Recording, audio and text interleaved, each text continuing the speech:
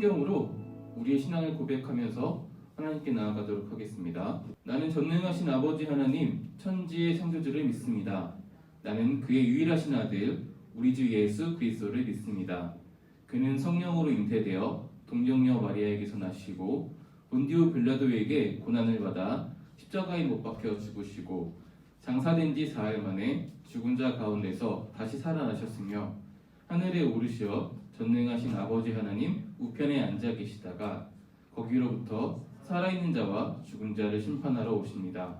나는 성령을 믿으며 거룩한 공교회와 성도의 교제와 죄를 용서받는 것과 몸의 부활과 영생을 믿습니다. 아멘. 하나님 아버지, 오늘도 교회에 나와 예배드릴 수 있도록 해주셔서 감사합니다. 요즘 다시 코로나가 심해지고 있습니다. 코로나로부터 우리를 모두 안전하게 지켜주시고 얼른 코로나가 종식되어 저희의 일상이 회복될 수 있도록 도와주세요. 요즘 많은 학교들이 시험 기간에 있습니다. 우리 모두가 다 준비 잘 할 수 있도록 도와주세요. 오늘 목사님의 말씀을 통해 일주일 동안 하나님 안에서 살아가는 청소년 교회가 될 수 있도록 도와주세요. 예수님의 이름으로 기도드렸습니다. 아멘. 사울이 예루살렘에 가서 제자들을 사귀고자 하나 다 두려워하여 그가 제자됨을 믿지 아니하니 바나바가 데리고 사도들에게 가서 그가 길에서 어떻게 주를 보았는지와 주께서 그에게 말씀하신 일과 다메섹에서 그가 어떻게 예수의 이름으로 담대히 말하였는지를 전하니라. 사울이 제자들과 함께 있어 예루살렘에 출입하며 또 주 예수의 이름으로 담대히 말하고 헬라파 유대인들과 함께 말하며 변론하니 그 사람들이 죽이려고 힘쓰거늘 형제들이 알고 가이사랴로 데리고 내려가서 다스려 보내니라. 그리하여 온 유대와 갈릴리와 사마리아 교회가 평안하여 든든히 서하고 주를 경외함과 성령의 위로로 진행하여 수가 타 많아지니라. 이것은 하나님의 말씀입니다. 우리는 4월 한 달 동안에 지원이라는 주제로 함께 말씀을 나누려고 해요. 지원은 교회 공동체가 온전하게 세워지기 위한 헌신 혹은 서로를 지지하여 서로 돕는 일, 이런 의미를 가지고 있습니다. 이 주제를 가지고 4월 동안 말씀을 전하려고 하는데요. 오늘은 이 본문을 통해서 두 증인이라는 제목으로 함께 말씀을 나누려고 합니다. 증인, 우리가 너무 잘 쓰고 있는 이 말인데요. 증인의 사전적인 정의는 이렇습니다. 증인은 있는 사실, 사안에 대하여 그것을 증명하는 사람을 가리키는 말, 이렇게 사전으로 정의를 하고 있어요.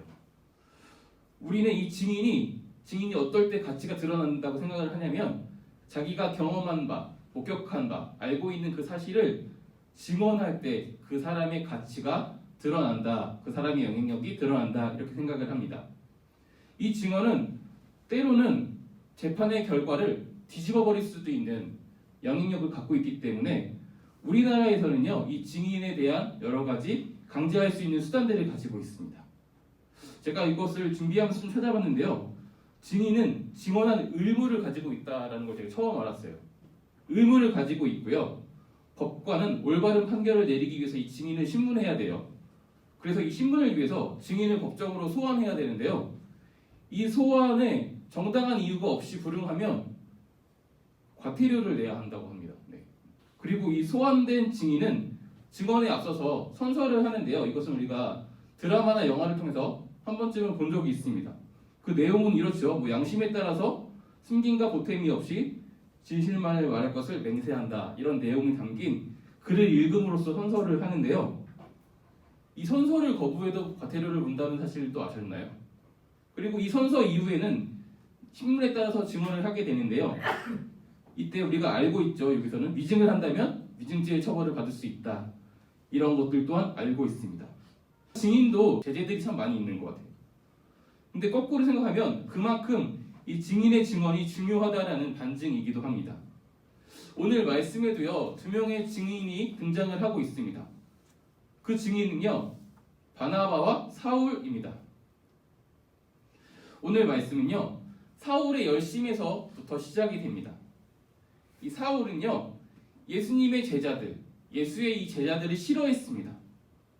왜냐면 사울이 생각할 때 그들은 유대 사회를 혼란하게 만들고요, 율법의 수호자, 하나님이 주신 그 거룩한 율법의 수호자인 종교 지도자들의 권위를 떨어뜨리고요, 자신들의 구원을 위해서 유일한 수단이죠, 하나님께 제사할 수 있는 이 제사장들의 권위 또한 땅에 떨어뜨리는 사람들이에요.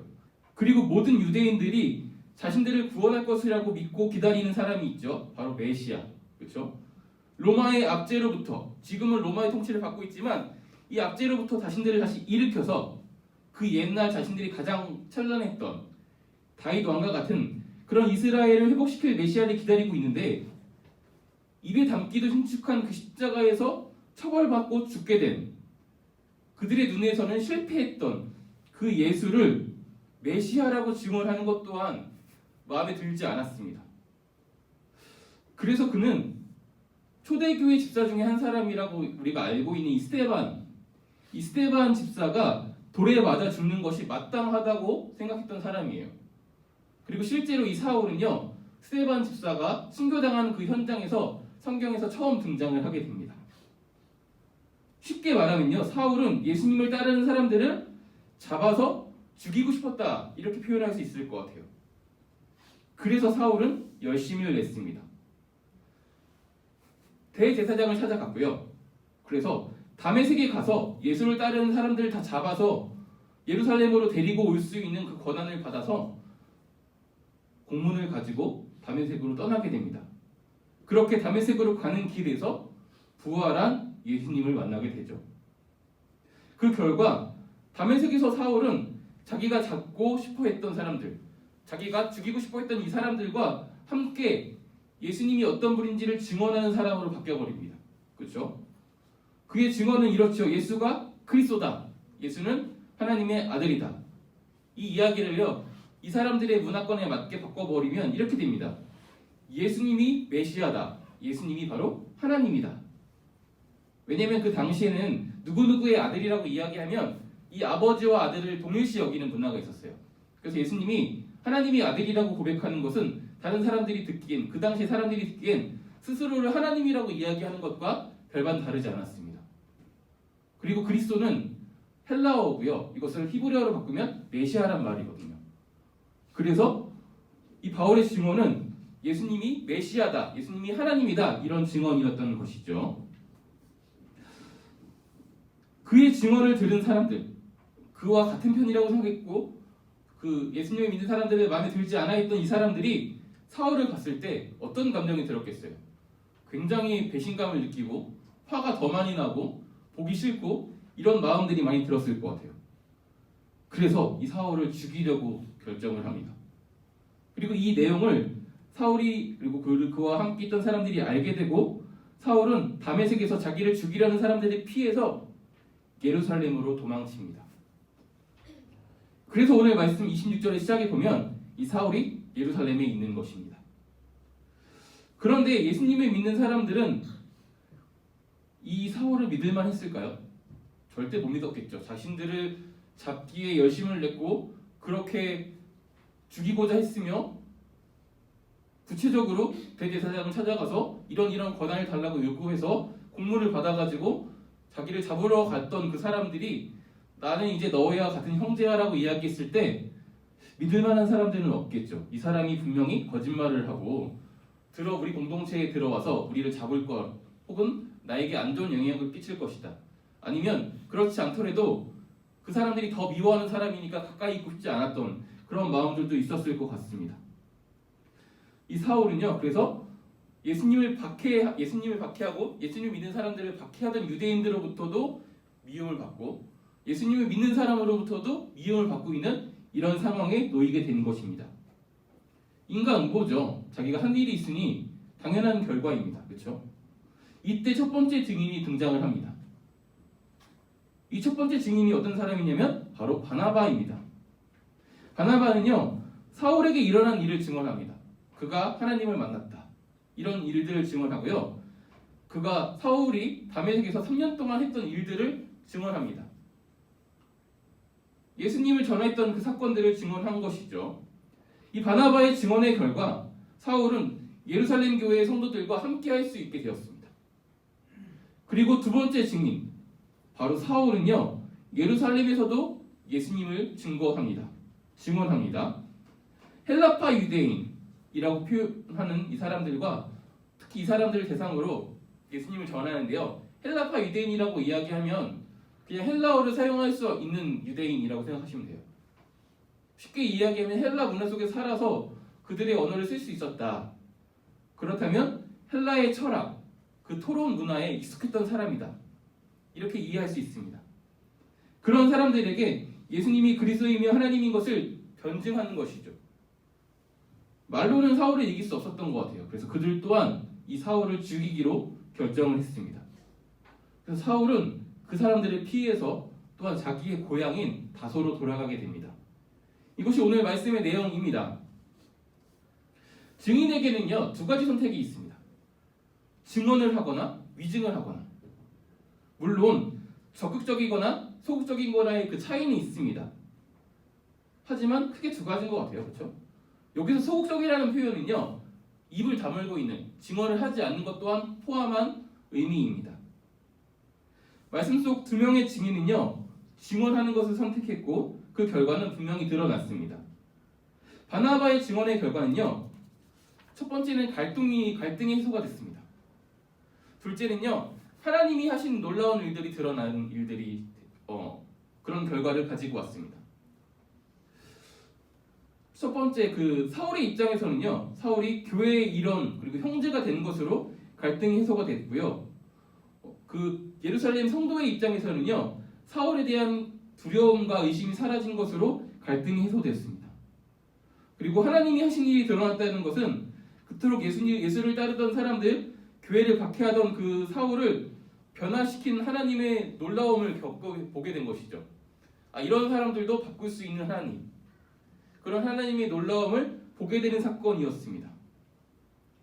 그리고 사울의 증언의 결과는 뭐냐면, 눈에 보이는 것은 미꾸라지가 물을 흐리는 것처럼 어디를 가든 소란을 일으킵니다.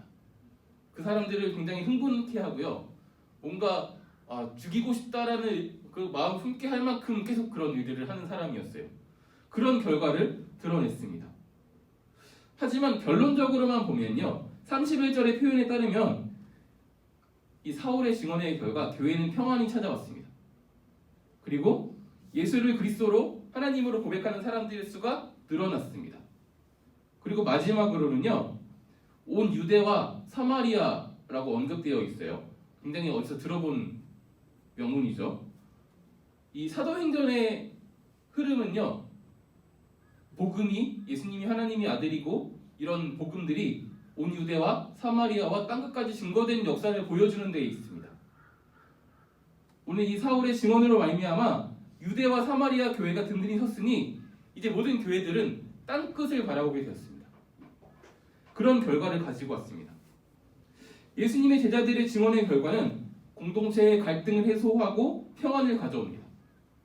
그리고 하나님이 하신 일을 드러내고 하나님이 믿는 사람들을 늘리는 그런 역사를 가지고 오고요. 성도들로 하여금 땅끝을 바라보게 하는 결과를 가지고 오게 됩니다. 이 증언을 믿는 사람들에게로 전달이 되었습니다. 그때마다 여지없이 하나님의 백성들로 하여금 공동체의 갈등이 해소되고 평안이 이루어지는 것을 보게 했고, 하나님이 일하시는 것들을 간증하는 사람들이 나왔습니다. 그리고 하나님을 믿는 사람들이 늘어났으며 이 사람들은 모두 땅끝을 바라보고 있었습니다. 그래서 성도들은 교회를 세우고 저마다의 땅끝에 가서 증인이 되었고, 그곳에서 순교한 순교자들 또한 굉장히 많습니다. 그 순교자들이 한 사람들의 피들이 모여서 한국에도 복음이 전달되어지고 우리가 함께 예배하고 있는 것입니다. 혹시 오늘날 한국교회에 대해서 사람들이 평가하는 것들을 본 적이 있나요? 인터넷에서 쉽게 볼 수 있죠. 댓글로도 여러 가지 모습들로서 커뮤니티에서도 잘 볼 수 있는데요. 한국교회를 굉장히 무시합니다. 그렇죠? 욕을 하고요. 손가락질을 하죠. 아무것도 안 해도 종교만 밝혔는데도 지탄을 받을 수 있는 사회에 살고 있어요. 그만큼 한국교회가 위축되어 보이고요. 힘이 없어 보이죠.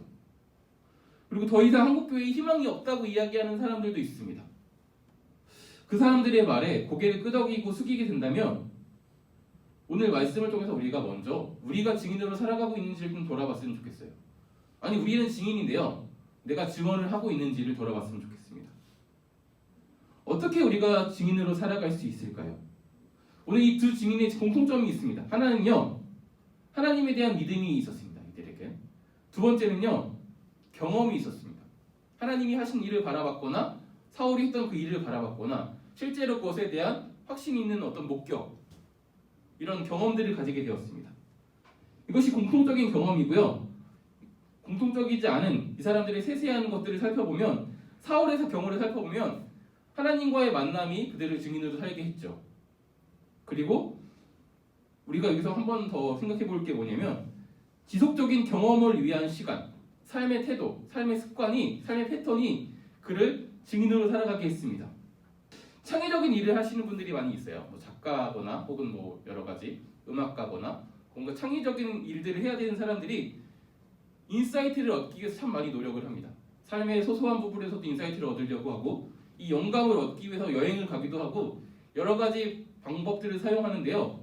가장 많은 사람들이 사용하고 있는 그것은 무엇이냐면, 같은 시간 같은 장소에서 계속 작업실에 앉아 있는 것입니다.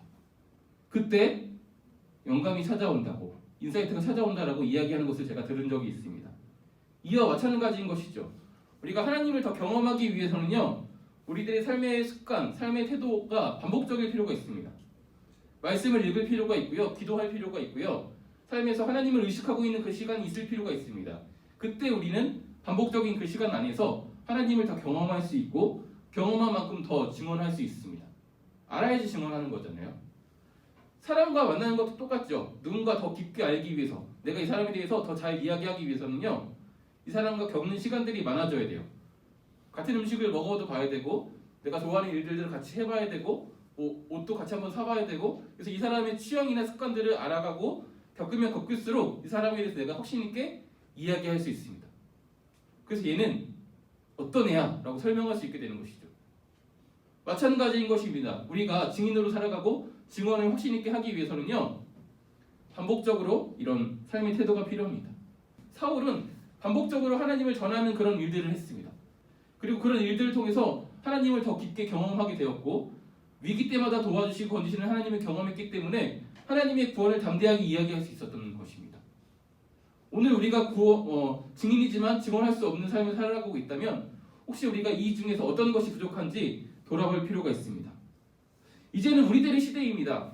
이 시대는요, 우리가 증인으로 위증하지 않고 증언한다면 우리 또한 신앙의 선배들이 그러했듯이 하나님의 몸된 교회가 세워지는 은혜를 보게 될 것이고요, 교회 안에, 공동체 안의 갈등이 나를 통해서, 나 때문에 사라지는, 그리고 평안이 찾아오게 되는 그런 은혜를 발견하게 될 것이고요, 오늘 우리들의 삶의 자리에서 하나님의 구원을 경험하는 그런 은혜 또한 보게 될 것입니다. 우리의 삶을 통해서, 그리고 우리의 삶의 모습을 통해서 하나님이 어떤 분인지 궁금해하는 사람들이 늘어나게 될 것이고요, 우리의 땅끝이 어디죠? 바로 우리들의 삶의 자리입니다. 그곳에서 이런 일들이 일어나는 것들 또한 보게 될 것입니다. 오늘 우리가 이 증인으로 살아갔으면 좋겠는데요, 때때로 우리가 이 증인으로 살아가는 것을 잊을 만큼 분주한 삶의 모습들 때문에, 우리에게 요구되는 많은 일들 때문에 그러지 못할 때가 참 많이 있는 것 같습니다. 그때 우리가 구해야 할 것이 두 가지가 있는 것 같아요. 하나는요, 성령 충만인 것 같습니다. 혹시 우리들에게 굉장히 유명한 장면인데, 예수님과 베드로와의 그 대화 내용을 기억하시나요? 사람들이 나를 누구라 하느냐라고 물었을 때, 더러는 뭐 세례 요한, 더러는 뭐 엘리야, 더러는 뭐 선지자 중에 하나라 이렇게 얘기를 했고, 너는 나를 누구라고 얘기했냐고 물어봤을 때 베드로가 어떻게 대답했죠? 주는 그리스도시요 살아계신 하나님의 아들입니다. 이렇게 고백했습니다. 그때 예수님께서는 이렇게 얘기했습니다. 너에게 이것을 알게 하신 분은 성령님이시다. 마찬가지입니다. 우리가 증언할 수 있게 만드시는 분은 성령님이십니다. 그리고 예수님께서 승천하시면서 제자들에게 성령 받을 때까지 모여있기를 권하셨고, 제자들은 진짜 하늘에서 오순절날 성령이 불같이 임할 때까지 모여 있었습니다. 성령이 임하시자 이들이 나가서 예수님이 하신 놀라운 일들을 증언하기 시작했습니다. 우리들에게 다시 한번 증인으로 살아가기 위한 어떤 계기가 필요하다면 바로 이 성령 충만이 아닐까 싶습니다. 그리고 두 번째는요, 혼자서 할 수 없을 그때에 함께 할 수 있는 동역자, 이 공동체가 필요하다고 생각합니다. 사울에게 또한 그랬죠. 사울에게 동역자들이 없었으면 일찍이 담에석에서 명을 달리했을 수 있습니다. 하지만 그를 돕는 손길들이 있었고, 그를 변호하는 사람들이 있었기 때문에 계속해서 복음을 전할 수 있었던 것이죠. 마찬가지입니다. 오늘 우리의 삶을 보면 항상 위기가 있어요. 돌아보면 위기가 없었을 때가 없죠. 나 혼자서 견딜 수 없을 때도 있고요. 기도하는 건 생각조차 못할 때가 있습니다. 그때 어떻게 해야 될까요? 나와 함께 어울려서 예배하고 있는 이 친구들이 나를 위해서 기도해 줄 수 있어요. 나를 위해서 대신 도와줄 수 있고요. 끌어줄 수 있고 밀어줄 수 있습니다. 그러므로 우리는 또한 우리들의 삶의 자리에서 계속 증인으로 살아갈 수 있게 되는 것입니다. 그래서 우리가 증인으로 살아갈 수 있었으면 좋겠습니다. 지금까지 우리는요, 두 증인이란 제목으로 바나바와 사울의 증언의 결과를 살펴보고 오늘을 살아가는 우리의 모습들을 좀 돌아봤습니다. 그리고 우리가 증인으로 살아가기 위해서 필요한 것과 지금 다시 한번 증인으로 살기 위해서 우리가 어떤 것들을 구해야 되는지 그것 또한 살펴보았습니다. 우리 삶에도 이 증언의 흔적들이 있기를 소망합니다.